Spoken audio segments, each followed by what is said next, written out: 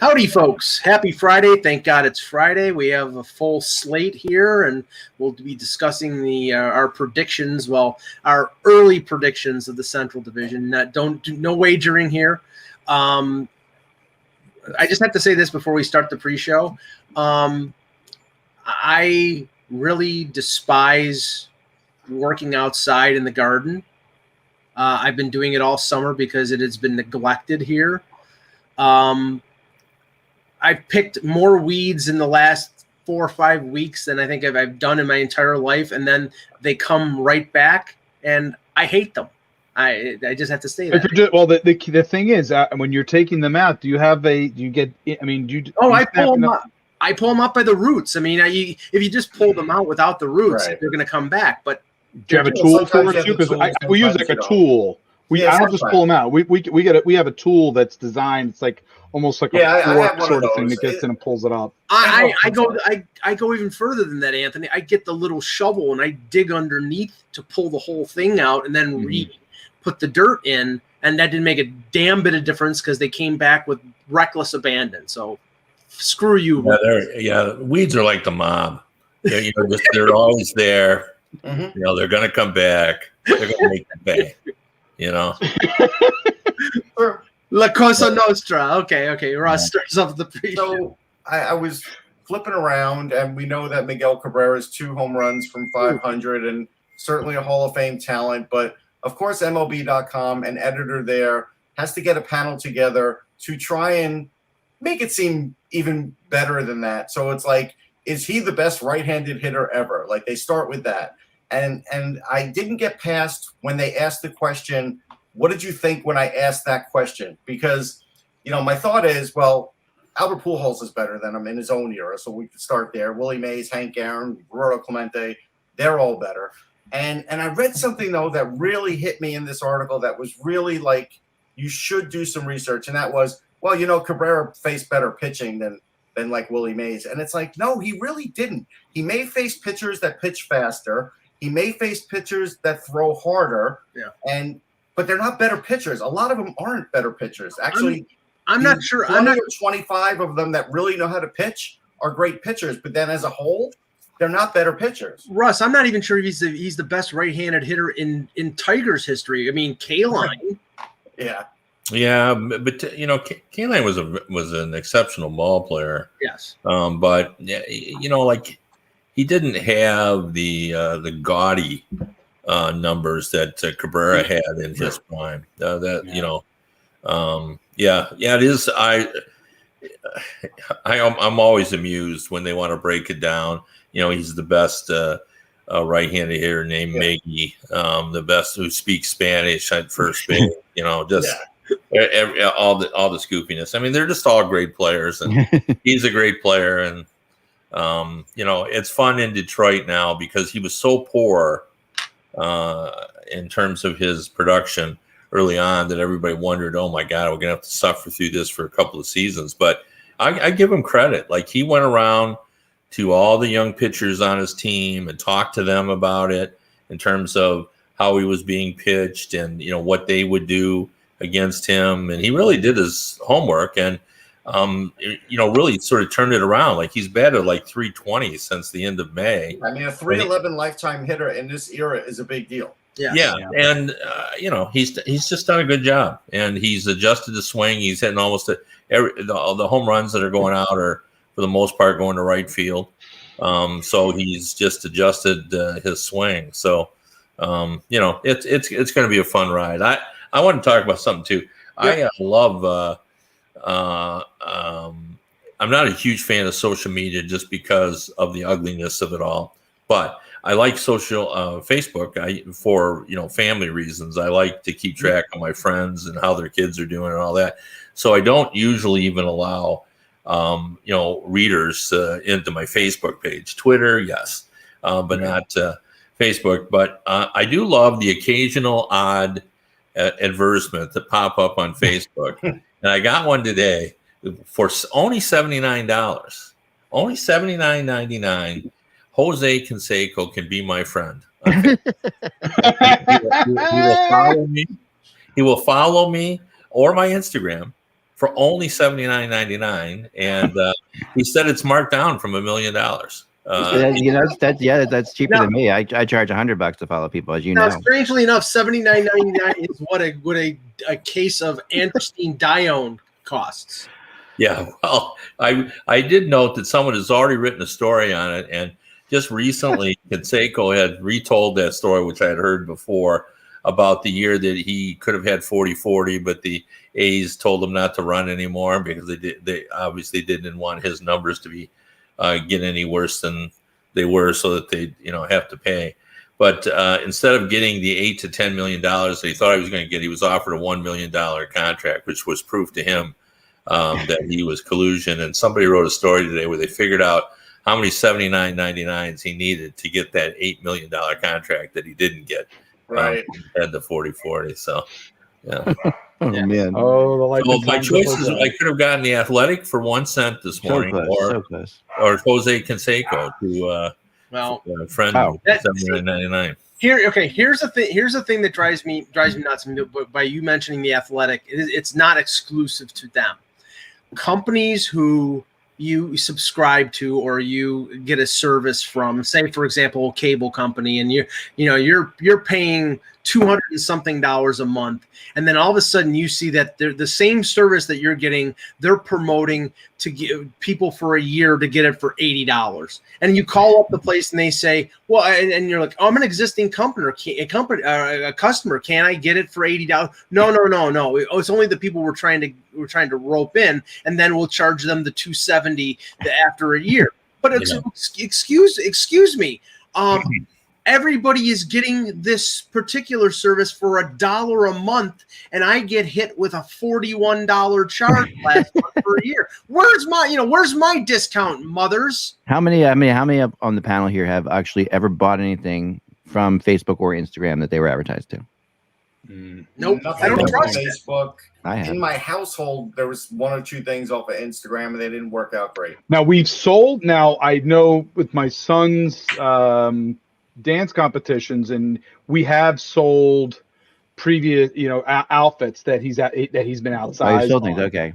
Yeah, so my wife has done that. So we have sold stuff, but it's very specific to certain groups, not just in general. Yeah. Like people that we know that are in the market for it and would get right. Well, that's So you've actually sold it through Facebook, or you've actually done like Facebook Marketplace.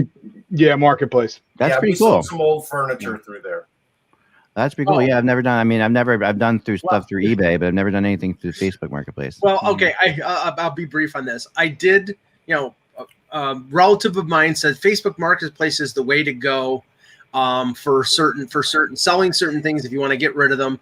I had an old washer and dryer that had been sitting around for a couple years. They worked perfectly when they were last used. When it took a couple weeks, but I found somebody bought them. I marked it down a little bit. They took it out of the house. They brought it back to their place. Of course, after all that, they send me a video. The water sprinkling up out of the washer, the dryer. The heating element didn't work, and I had to give them back.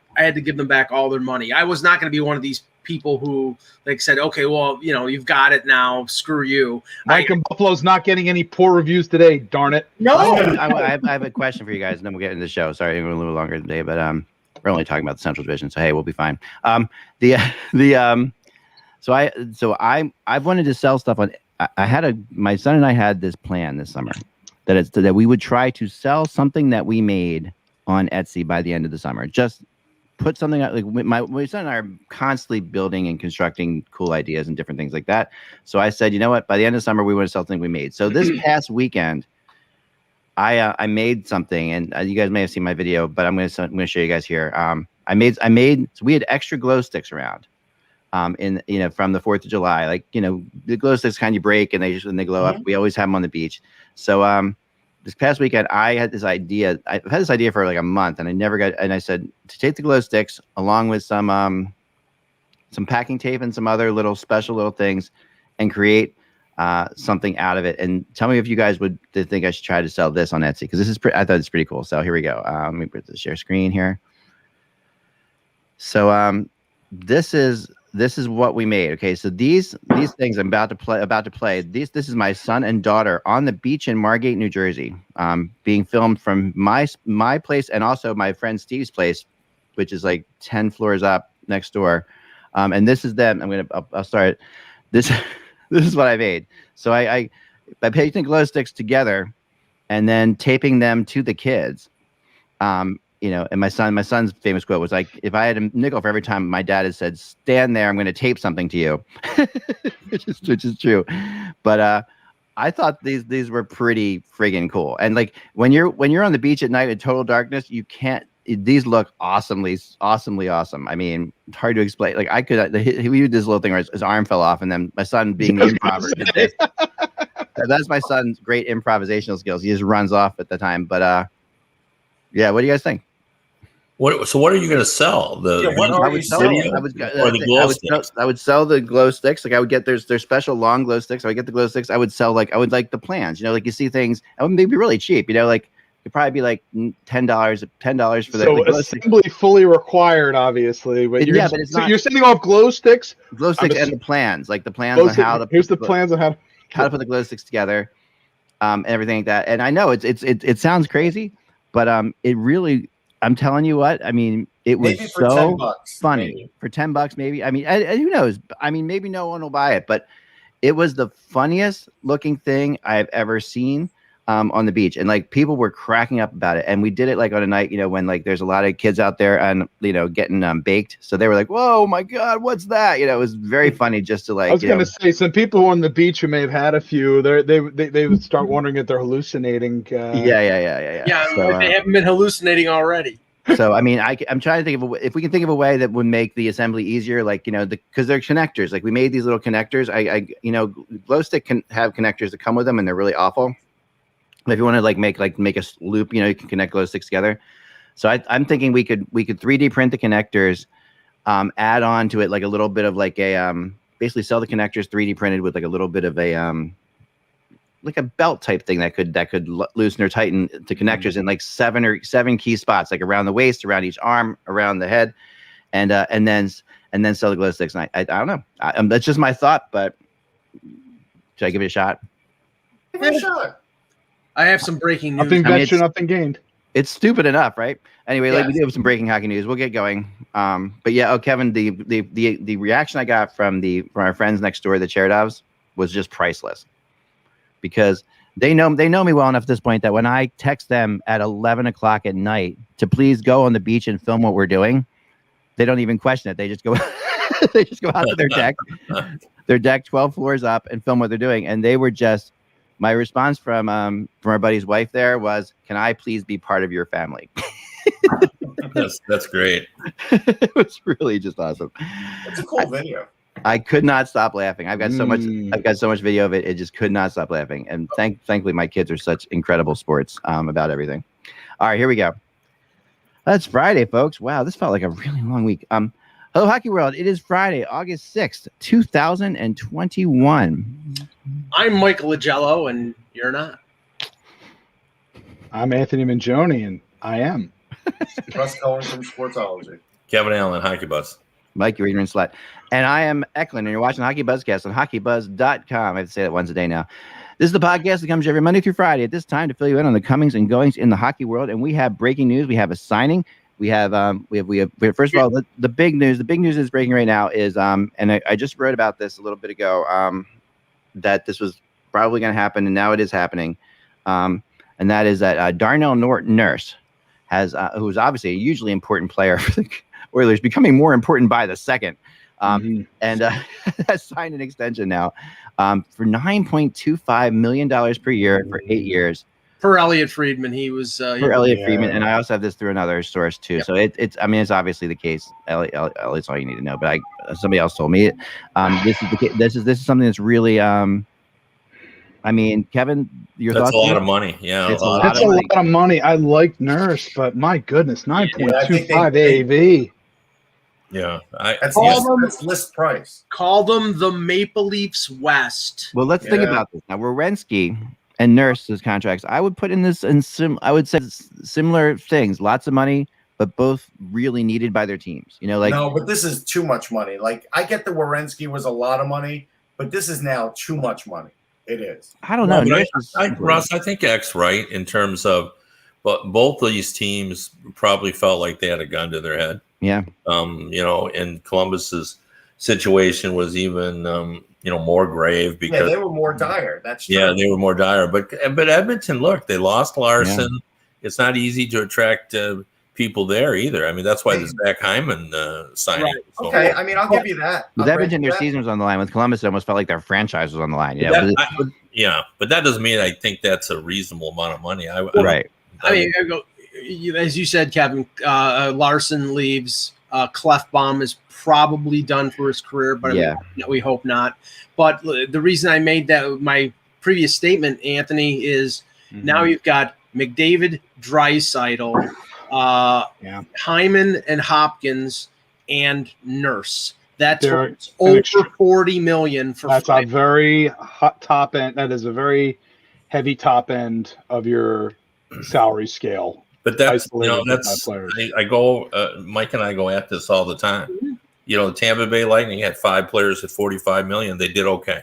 Sure. Yeah, I'm not going to get in. The key thing, and again, but the key thing here is always what do you have coming in system that can bolster what the big guys make. Now, the one thing here, Kevin, what you said with Tampa and with Edmonton, it's not just 4 forwards. There's a defenseman in there. They've allocated significant funds to a defenseman. And the problem that I've had for the last 3 years when it came to Toronto is it's 4 forwards making $40 million. And, they're going to have a dilemma next summer when it comes to Morgan Riley and how they're going to be able to sign him. And, with the escalating prices of defensemen, we'll talk about the Pellet contract in a minute. Yep.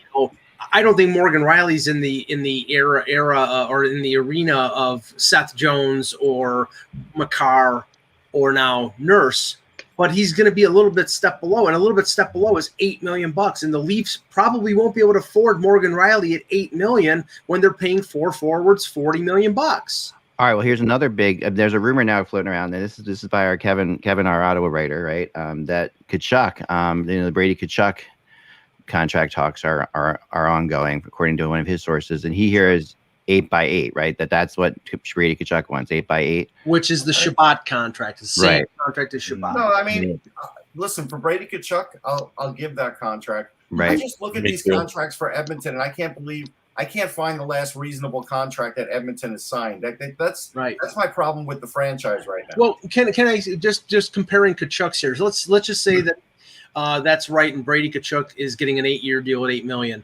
Do you think Calgary dropped the ball signing Matthew Tkachuk to 3 years at $7 million when they didn't get him locked up long term after? Possibly. I think they did. I think that Ottawa learned from it for sure. Yes. I think that Ottawa's not wanting to sign, not wanting to even talk about bridge deal from what I've heard with Brady Tkachuk. That's definitely something they garnered from that. Since we're talking about salaries, I'm actually in the middle of writing a column that's going to be on Hockey Buzz later on today about this. But, we always talk about how hard it is to keep good teams together. Yeah. And, so I decided that as an exercise, I would find the top 10 teams from last year just based on regular season points, and then look whether this summer's whatever happened to them this summer because obviously an expansion draft happened, and then we had a flat cap and all that kind of stuff. Were they the same? Were they stronger or weaker? Out of the top 10, how many teams do you think I concluded were either the same or stronger out of that 10? Out of 10, 3. I'm going to say 2. I should be saying more because I'm sure it's a low number, but I agree with Mike. I'm going to say 3 with Mike. 3 sounds right. Yeah, it's actually 2.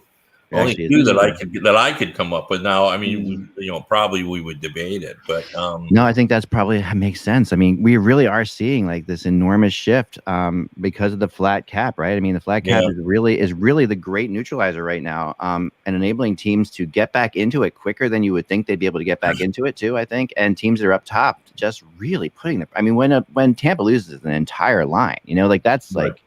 kind of unprecedented. Right. Yeah, I mean, when I was starting out, I thought, well, Colorado, they recovered nicely on their goaltender. They're probably the same. But, I just had momentarily forgotten. They lost Brandon Saad. Yeah. Graves had to be traded. Yep. They're and then they lost Donskoy in the expansion. Oh, he was a 17-goal scorer last year. And it's hard to say that they're better with Kemper than they were with Grubauer. I mean, that's like I think they are. I mean, Mike, we know you like that, but I think they're better too. But I know what you're saying. I don't think you can just make that statement. Plus, you had to pay for Kemper. Right. So that has to be factored in. That's a great point. Now the other contract was the Pelech contract, which was announced. We have another one on top of that, but go ahead and tell the Pelech one. Yeah, 8 years at 5.75, and I think we see, based on the structure of the contract, again, this is Lou working his magic. 8 years, no signing bonus in any of the 8 years, completely flat. No going up, no going down. It's 5.75. Yeah, any 8-year deal you see now, there's bonuses in it. There's some sort of up and down with it, because of the escrow. Not this one.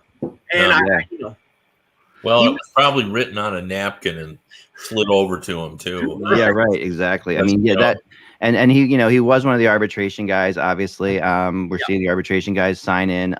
I did talk to somebody today, and I have not been able to. Do you know the answer to this question, Kevin? I have not been able to. No one's been able to get back to me yet today. It's starting to find that teams are starting to take a little bit more, vacation time, and they're not quite around as much. But the question of when an arbitration date is and how an arbitration date is given is something I was curious about.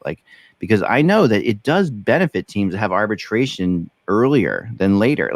And later is not for example, the Flyers, Sanheim. Okay, the Flyers can't do anything really. I mean, they're going to sign Sanheim. Obviously, it's team arbitration, so he can maybe take the 2 years.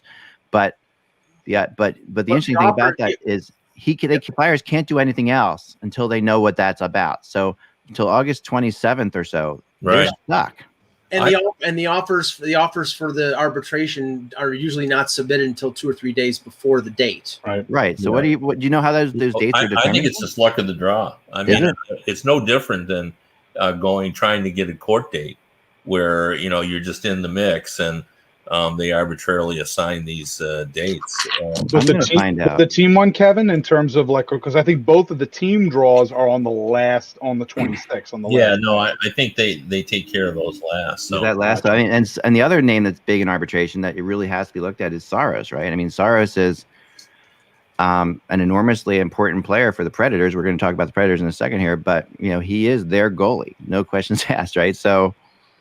For this year, we rarely get players that go to arbitration. I wonder if we'll actually get a couple this year. I feel like we will with the team ones. We will, right? I mean, we get probably now.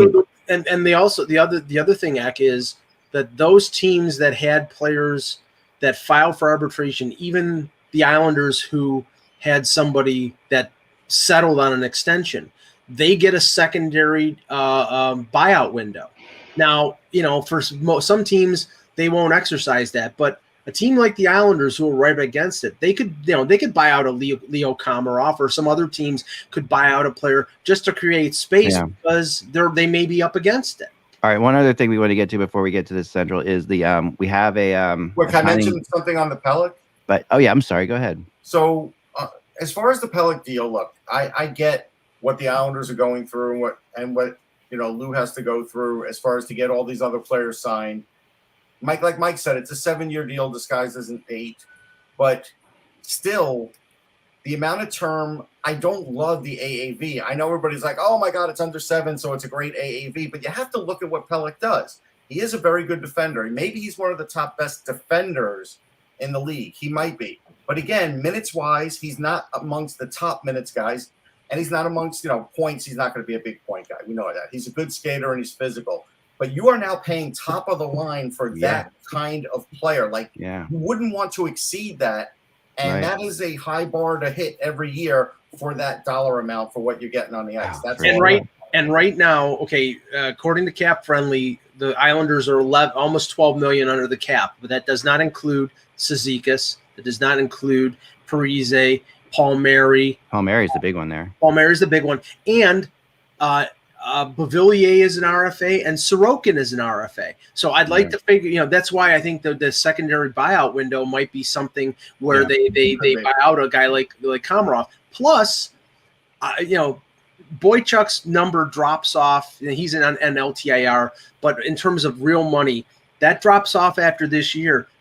Brian Pulak is a UFA after this year. Yeah. Good luck trying to get him for less than what you're getting for Pellick. Oh, for sure. He's an offensive defense. You're talking about $6.5, $7 million for Pulak. He's going to get more. The other design we have quickly was Marcus Johansson signed by the Vegas Golden Knights. And Seattle. Oh, Seattle. Sorry. Yeah. Expansion. Sorry. By the Seattle Kraken. And this is a perfect expansion signing in my mind. Like, this is $1.5 million for a guy who can do a lot. He is very inconsistent. I mean, like, radically inconsistent. I was going to say, for a guy who can do a lot but hasn't done a lot the last 2 years. Yeah, and someone said to me, well, he'll be really good now that he's on an expansion team. I'm like, he couldn't have really gotten much more than they gave him in Buffalo. I think our view of Johansson too is shaped by his time in Washington. Yes, and he was obviously very good, but his time in Buffalo, which is close to an expansion team type situation because of the minutes. Not when he was there, but here's the thing, and it goes along. It goes along with a player that well, Eck, Ville Leno. Yes, I still get blamed for the Ville Leno contract. Yes, as you should. As I should, because I was so high on him, the Sabres asked Marcus Johansson to play a position that he cannot play. They asked him to play center. If Seattle put him on the wing, and you'll get good return on him. If you ask him to play center, he will be a disappointment. He cannot play center in the NHL. Right. And I still, to this day, believe Ville Leno. And if he had stayed with Philly for less, would have just had an incredible career. But the reality because he was so strong in Philly playing with the players. Maybe not. Maybe not. It might have been a case where he had that year. He had that 1 year, and they called lightning in a bottle, and it might not have happened. He was. Leno was. He had never shown. In Detroit. He was so much fun to watch when he was playing well. He would do some things that were just like, Peter Forsberg-esque at times that just really blew your mind. And and when he was playing with skill, like the line that I loved in that 2010 run that the Flyers had was Giroux, Briere, and Leno. Right. And when they played those guys together, I mean, that Briere is the top, Briere doing his playoff stuff, Giroux just coming into his own, as a superstar. And Leno just really making all kinds of space. That line was just ridiculous. I thought Hartnell was on the left side of that unit. They did at times, but they went back and forth. Yeah. And I remember it was funny because I remember talking to Briere during the whole playoff run a lot and saying, so who are you going to be with tonight? Is it going to be you guys? Because he knew I liked that line. And I'm like, that line is just ridiculous. Well, but Leno, Leno did not play well, as opposed to what Funky said. He did not play well in Detroit because Babcock didn't like him playing on the middle. It was only when he went to Philadelphia was he really successful. I know. All right, so he reminded me of Tony Herkus. Oh, there you go. Tony Herkus had incredible skill. Yes. And when I saw him in college, I always say that he's proof that I couldn't make a living as a scout because I thought he was going to be unbelievable. The Herkus circus. Yeah, he was so dynamic and he could make slick moves and everything else, but it didn't translate to the NHL. And the same is true of Leno. Like it didn't translate when the game was on the line and it was hairy and they were pushing you around and everything, and it was tough to get space. He couldn't do those things. But it did for a couple months with Leno. I mean, he was ridiculously clutch in those playoffs. I mean, he had a hat trick in a playoff. He wasn't asked to play center. Kevin, he was at center, correct, in Detroit, right? So now he played the wing. He did play wing, but he was that inconsistent. And again, sometimes it's just things click. But I often say with line chemistry, if you're anticipating that line chemistry is going to continue season after season, doesn't always occur. Yeah, and it's the difference is so slight. Like in the NHL in terms of what you got to do. Who was the guy that he ended up with the Coyotes? He was in the Red Wings system and he scored like 40 goals in the AHL. And then he came up and I mean Polkinen. Yeah. Yeah. Timo Pukkanen, yeah. And as it turned out, like somebody actually broke it down and started paying Yeah. attention. And his shot, his release, and people started timing it. Yeah. It was just off like 2/10 or It was ridiculous. 1/10, and that was enough. Like he just couldn't. Yeah. He couldn't get that shot. That's all that was needed. He just his shot release wasn't fast enough to get it on net and get it in the goal like he could in the American League. So he was so highly touted too. I liked him. I did. I admit it. And when you watched him play at that level, like just lower in the AHL, you were just like, holy cow, again, Kevin, like, that's when you like, he's an NHL. There's no two ways about it. There's just like, you look at it, the difference in speed in the NHL is so crazy, so minute. Anyway, moving on, let's get to the Central Division because, and I think we can go past the first team pretty quickly here.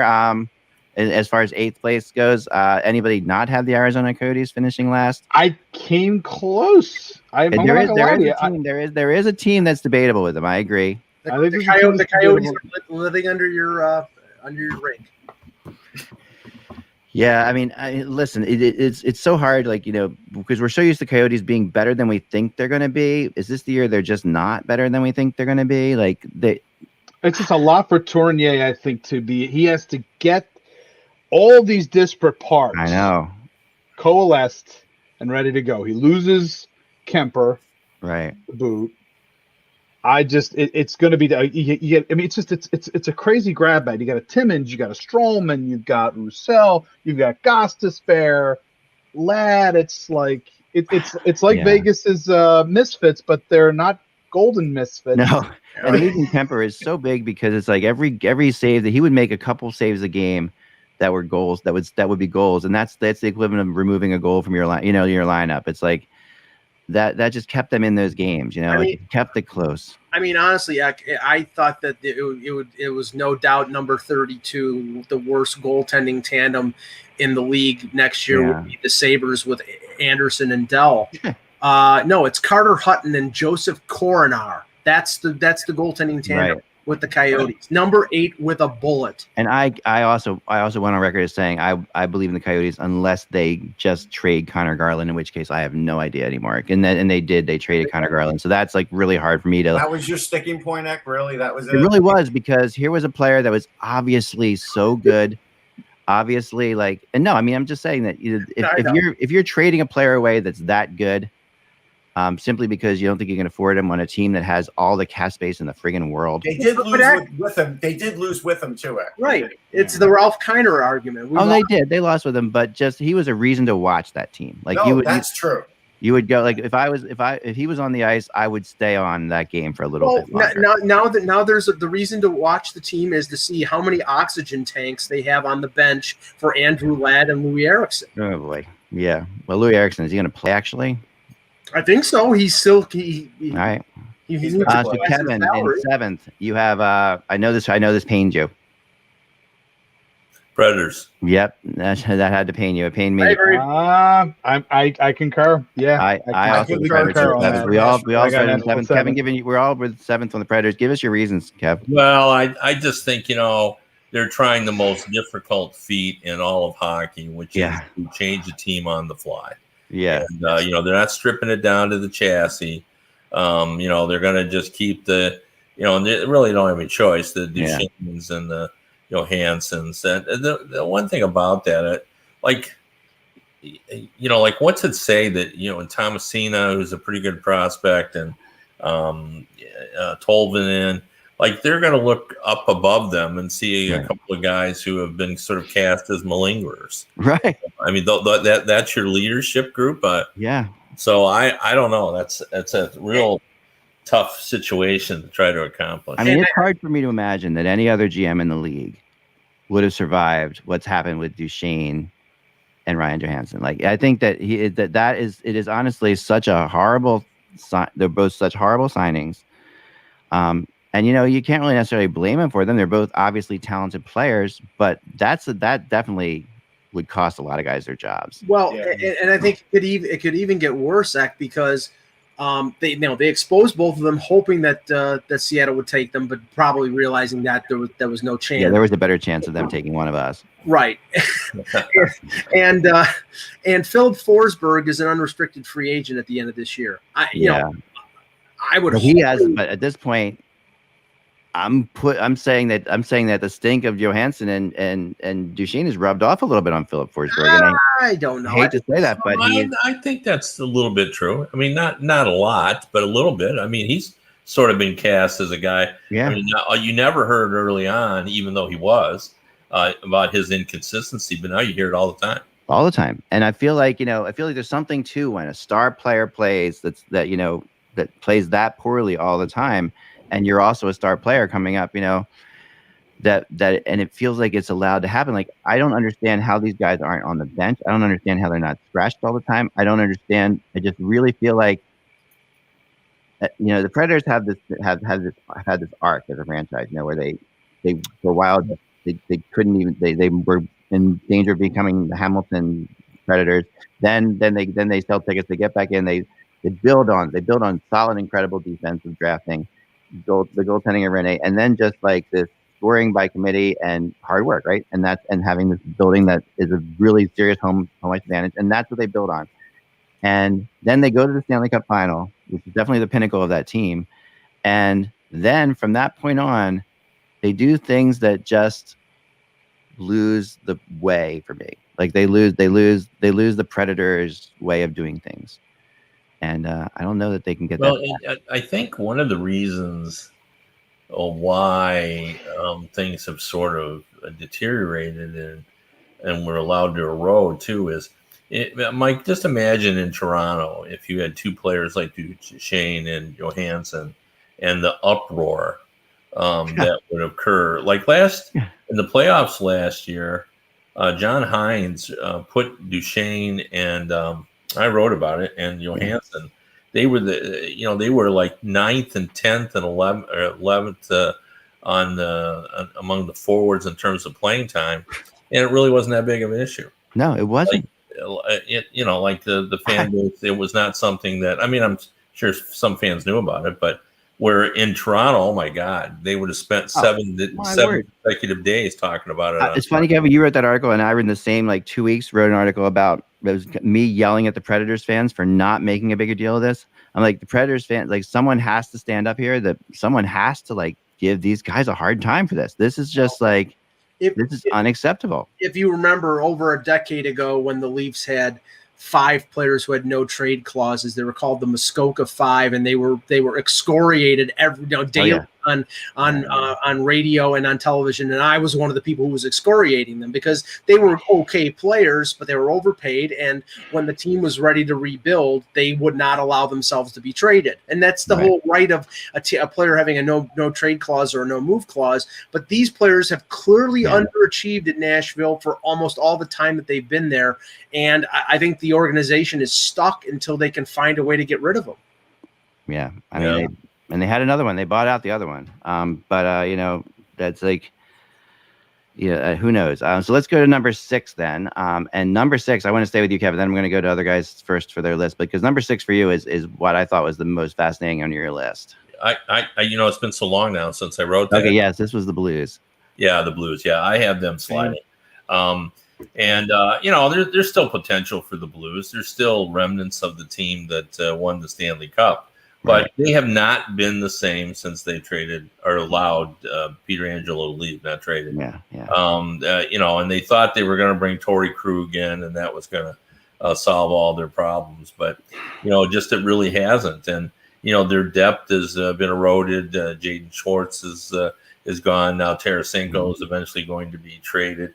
And that'll change the complexion of that offense. Big time. And everyone will have to decide, okay, well, who does the goal scoring? How will it work out? I just think there's a real chance here that this team could just do a belly flop this season. Bennington's a real quality goaltender, but I don't think he's invincible. No. I don't know how he'll react when suddenly he just doesn't have the offensive support that he's had in the past. Right. So Russ, who do you have in this spot? I have Dallas. Dallas Okay. just still not doing enough. Some of their better players are still like Sagan's like in this spot now. We have to wonder if he's coming back. Ben is starting to trend down again. Even Kudobin's starting to trend down. Bishop could be a problem just in the sense, like Mike said, if he wants to play, all of a sudden, now Ottinger gets put to the back burner a little bit. And so I don't know. I don't love the mix anymore. I think they really had their run, and now I think they almost need to retool and haven't done it yet. It's funny because I was going back and forth between Dallas and St. Louis 5 and 6, and the thing that had me stick with Dallas at 6 was the fact that, okay, Ben's 32, Pavelski had a great year last year, but he's 37. Radulov is 35, and they just added a 36-year-old in Ryan Suter. So the core group of those are, and not Suter because he just joined it, but the core group of this team is very old. And the one young guy is a guy who missed most of last year with injury. They really had a sort of a Stanley Cup hangover in terms of injury and players not living up to the expectations. I don't know whether they can bounce back. They got some really good young players like Robertson, and Heiskanen's one of the best defensemen in the NHL. I don't think there's enough there for them to make a playoff run. Yeah, Ant?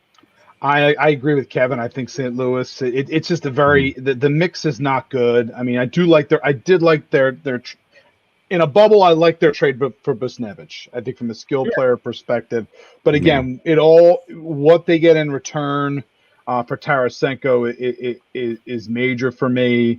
There's just this feeling, and again, Berube's done a very good job.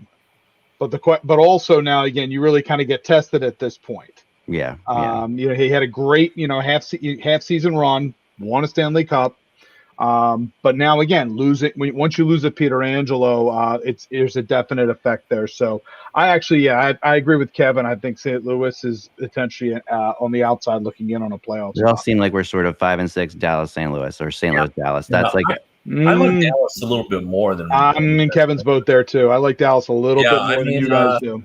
I think because the return, like they didn't have Rupe Hintz was injured. Hintz was injured. Extended period. He's healthy again. Sagan finally will be healthy again.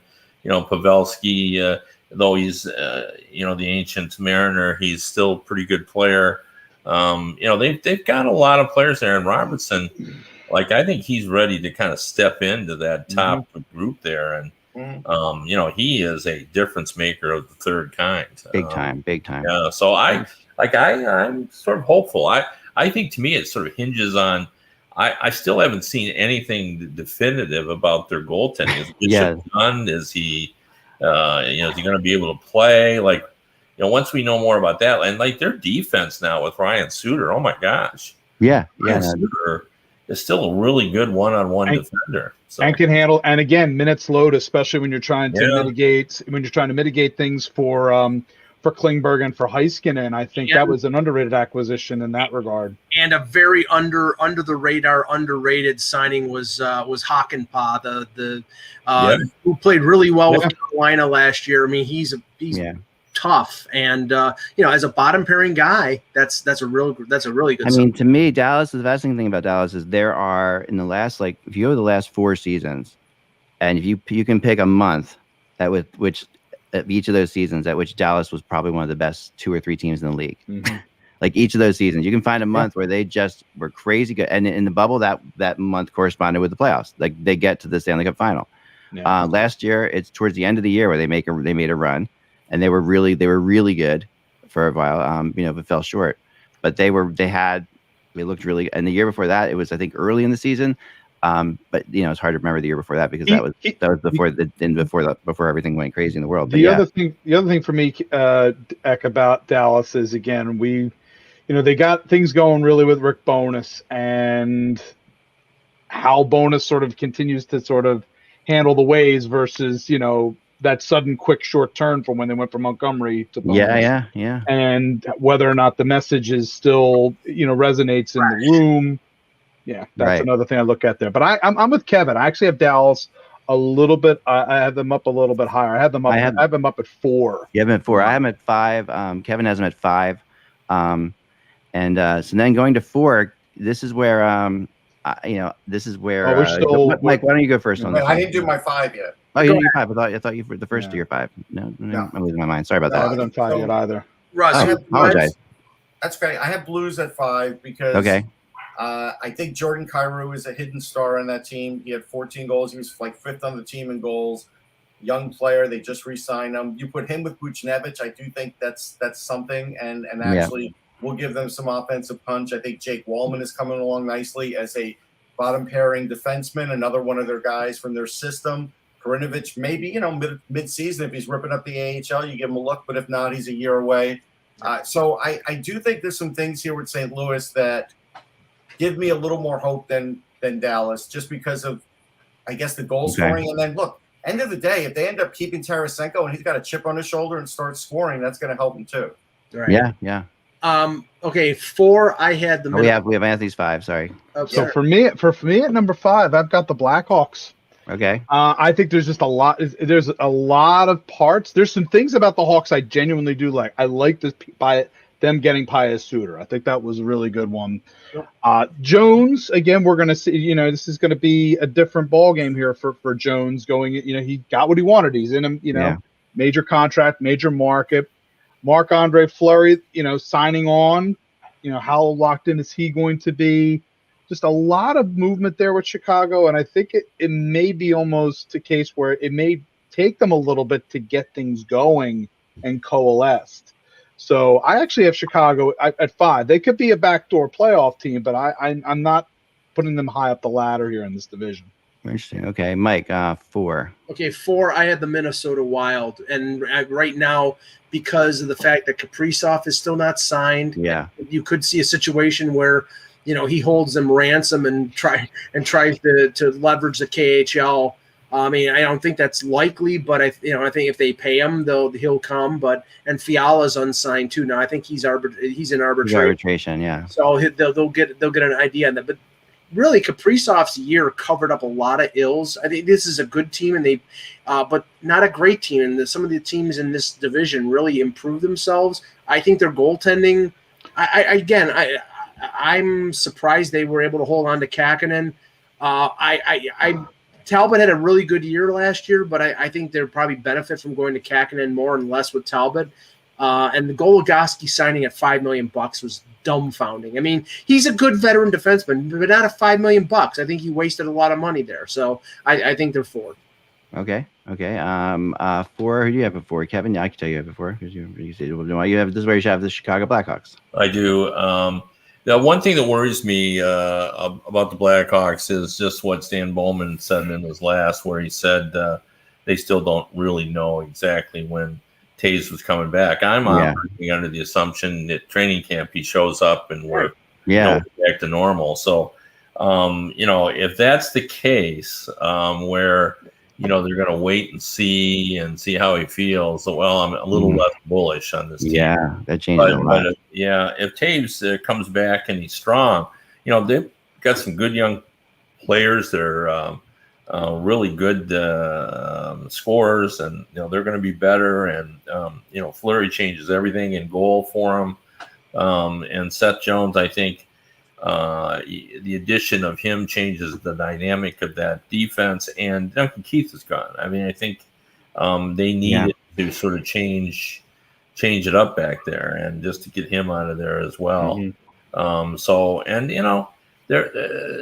Kirby Dodge is going to be better next year. Yeah, they'll be a little better next year. So there's a lot to kind of like about this Chicago team, and I think they'll go out and get one more defenseman. I'm pretty sure of that at some point. Yeah, I agree. My 4 is the Winnipeg Jets, a lot of people are higher on the Jets than I am. I do think that obviously they need a defense. They went out and they got Schmidt and Dillon. That's pretty good. It's okay. But can I be the one who's been first to say that I think both players are overrated?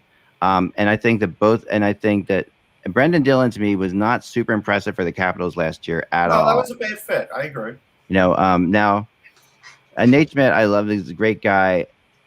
He wasn't super impressive for Vancouver either. Because I don't think he wanted to be there. I don't. Yeah, here's the thing with Winnipeg for me. I like both of those acquisitions because I think they fit specific needs that they had on their blue line. Right. They fit specific roles. Dylan knows exactly what I think his role is going to be in this circumstance. They want him to play, obviously. They need strong, sturdy defense.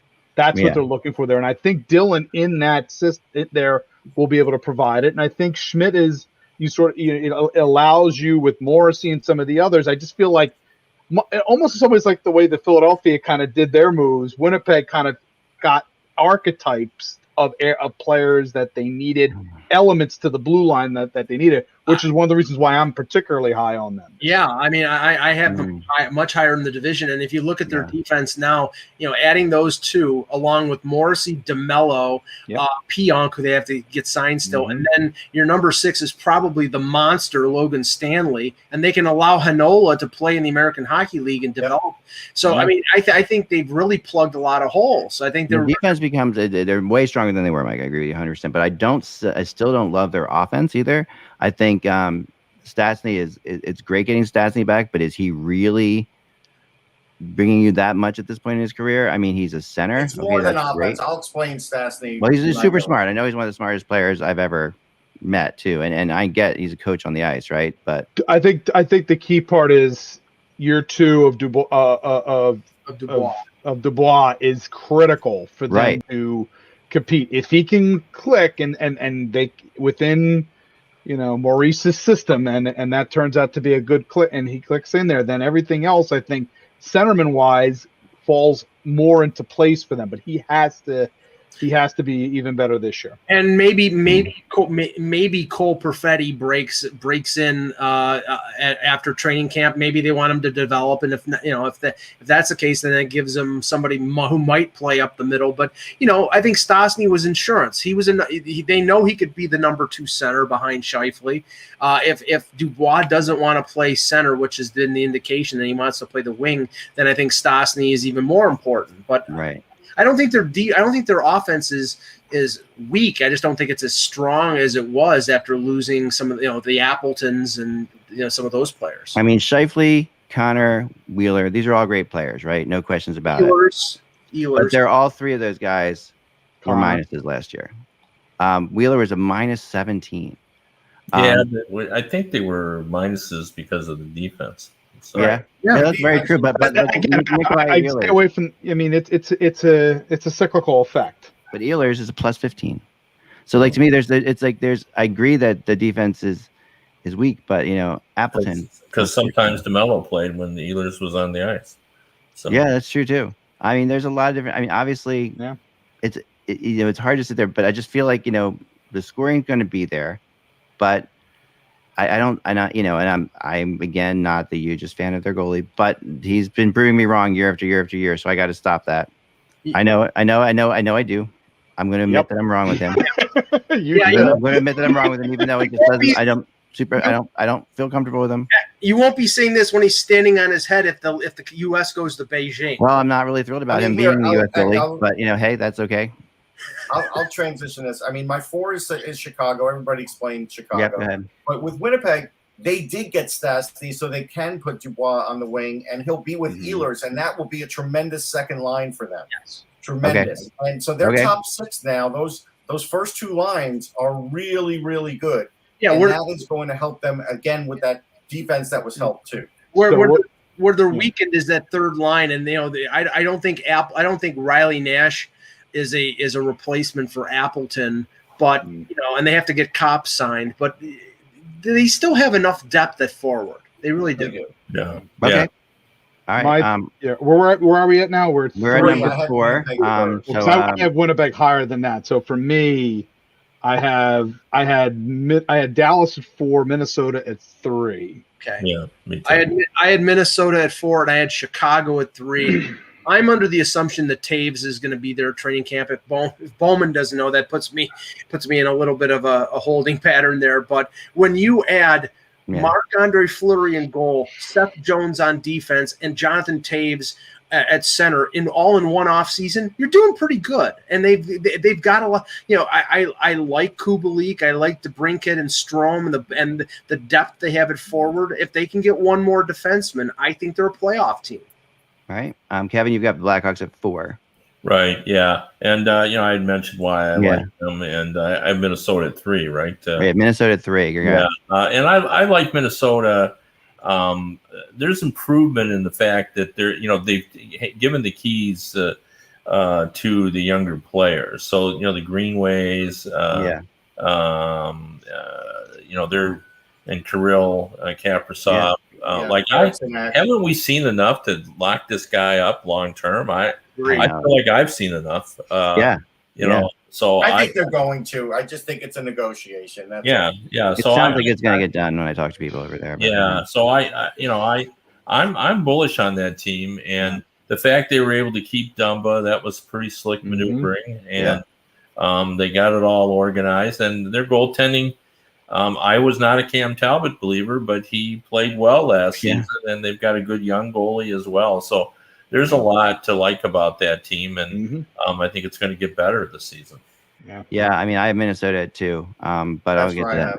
I'll get to that in a second. I have at 3 is where I have Chicago, and I have Chicago at 3. And I honestly feel like I'm going off what you're going off of, Kevin. That Taves is healthy in the beginning of the year, because that I think does play that big. That's a big difference. I think though the excitement of Taves, combined with Marc-Andre Fleury, combined with Seth Jones, that's a lot. That's a lot of excitement to start a year off. That this team could shoot out like they were shot out of a cannon. I mean, and you put Kirby Dach in there, like you say, he's a heck of a player. There's no, Patrick Kane's still a top player. There's a lot of excitement around the Chicago Blackhawks, I think. And if they can put it all together, that's the key for me though. They got to make sure, again, their coach, he has to get that all coalesced and working. Talent obviously trumps everything here, but sometimes it's weird. The dynamics, you have strong will, there's going to be some strong personalities in the room, which can be good, but can also, for a younger coach who's going into, I think, his 3rd year now, right, Russ? This is his 3rd year coaching.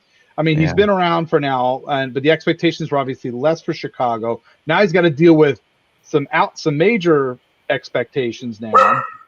We'll see how that goes. And that's one of the reasons why I need to see how they all look together before I'm completely 100% on board. I could see a slow start, and maybe they get as high as 3rd, but I could also see them as low as 5th. Just having the confidence of Marc-Andre Fleury back there after what they've had back there for the last couple of seasons is a huge difference maker. Yeah, that helps. There's no doubt. I mean, having that, they have played with goalies that they have really been nervous about and been afraid to make mistakes in front of. And Lankinen did not play badly last year, but I think he's more suited to be a 1B or a backup than he is a starter. So I had Winnipeg at 2. Okay. Same as me. Same for me, as for the reason stated. That's where Kevin had him at 2. And would you have it 2? I have Minnesota at 2 because I think we're forgetting Marco Rossi will step into the lineup here. Yeah. And that's a major add at the center position. So that's something where you can't project. I was between the two. I was between Minnesota and Winnipeg, and I went with Winnipeg because I thought they really addressed big-time needs for the roles that they needed. And that's what tipped Winnipeg just a little bit ahead of Minnesota for me. But I'm completely on board with what you're saying there, Russ. Yeah. Yeah, that's it. I mean, the only thing I'll say about Minnesota to me is Goligoski really worth it compared to just keeping Suter? Like I know that they had to make. I know this is a climate change. Well, he's a better skater, but that's it. But I mean, he'll add a little more offense for sure. Well, you're talking about First of all, you're talking about 4 years of one player and 1 year of another, and you're also talking about. I mean, remember that what came out after the buyouts. It was the fact that they weren't sure when these players were going to retire, and the unpredictability of the cap recapture was what made them buy them out. Yeah. Okay, I got that. Yeah, actually, I think that's all baloney, by the way. Okay. Yeah. Because the cap recapture wasn't that onerous compared to what they ended up paying. Like, right. I think they just decided ultimately that it was time to make a change and get them out of there. I I do don't have an think it had update. to do with the cap. I do have an update. Marco Rossi, this is from Michael Russo, is going to Austria's Olympic qualifying camp, and then he's going to go to the Wild camp. So he'll be fine. Yeah, he sounds like he's good, and he's going to try to help get Austria into the Olympics. So yeah, it's going to be something. And number one, we seem to all be in agreement here. And I was tempted to be the outlier and to say that I thought the Wild could actually sneak up into first, but it's too hard. Colorado is just too good. Like they are, and I think that although they have, I mean, geez, let's just like Kel McCarr is just ridiculous. I mean, there's this team is ridiculous. He's gonna get better too. I mean, they have the kind of thing like where when you look at the different like Kucherov and on offense in Tampa, and then you have McKinnon here, and then you obviously you got Hedman and McCarr. These teams have these incredible like players. These two teams, Tampa and Colorado, probably like two of the top. Obviously two of the top 5 players in the league. Got to throw in Newhook too because he has a chance to be special as well. Yes. Yeah, they're a fun team. I mean, Sakic's done a hell of a job. I do like Kemper a lot. I'm going to hold judgment whether he's going to be better than Grubauer. But I think he's not going to be. I don't think he's going to. Kemper's not going to lose you games, and I think the big thing with Grubauer, he doesn't lose you games, right? So that was like. I think the big thing about Kemper, the only question about Kemper is his ability to stay healthy, and that's pretty big. It's always big to Mike. Yeah. I mean, I like Francouz though. I've been a Francouz fan, and I think that Francouz. The problem with Francouz, he was doing he was killing it, and then of course and then he kind of got hurt, and then forced himself, and he played through being hurt in the bubble, which really did make people's opinions of him less. Yes. But they had to play him. But when Francouz is healthy and really on his game, he's a fun goalie to watch. I'll give you another guy I really liked that they recently just signed. I thought the Ryan Murray signing was a really smart one. That's a good signing, yeah. It was underrated, under the radar. When you're looking for a little bit of depth on your defense, especially after you've dealt off Timmins as an option, I think Murray was a solid ad. I think it was a 2-year deal. Yes, it was a 2-year deal. 1 year deal. Was it 1 year? I'm sorry, 1 year. I apologize. Okay. 2 million. 1 year. Yeah, So really I like. that's the 2 million. Yeah, that to me. And Let me just talk about Kemper a little bit because Mike always talks about how injury prone he is. Okay. Looking at his record here, he had a 55 game season. He was injured last week. According to this, he was injured 2 weeks. I think it was 3 weeks. And he played half their games. The year before, that's when he was hurt. He was hurt the year before, and he only played 29 games, where I'm sure they would have loved him played. 50. Right, sure, of course. The year before that, he played 55 games. And the year before that, he was injured. And he was so instead of playing 50 games, he played 30 games, but the injury was spread over 2 teams there. So the best I can see here, he's been injured 2 out of 9 years. So he's injury prone, according to Mike. So I'll put it this way: when Kevin takes the glasses and puts them on top of his head, Michael, that's when you know you're in trouble. That's when you know you're in trouble. Constantly, so you got to worry about. Like I've never believed in that phrase, injury prone. Injuries are luck usually, unless maybe he's injury prone in even years. Yeah, I guess so. I know what you are, Michael. You're weed prone in your garden. Yes. Yeah, and he's one of the most injury prone goalies that doesn't speak Spanish in the league. Weeds are everywhere from him. Weeds. For sure. I want to, before we leave now, and there's two other questions I have for Kevin because it's Friday. We got the great Kevin Allen Liz. This is my first question. Tatar, what are your thoughts on this signing? Well, I thought it was a good signing. He had. And I've lost track whether it's 6 or 7 years in a row where he had 20 goals until last season, and then he got in the doghouse. Although I thought they overpaid for him. Yeah. I think I think the Devils have to do that. Yeah. To get the guys to come there. I mean, it reminds me of Dale Talon telling me years ago, like, you criticize me when I don't get anybody, and then when I have to overpay to get them to come, and then you say, well, you paid too much. Right. Well, I think that's where the Devils are at. Like they got to overpay to get their guys. Yeah.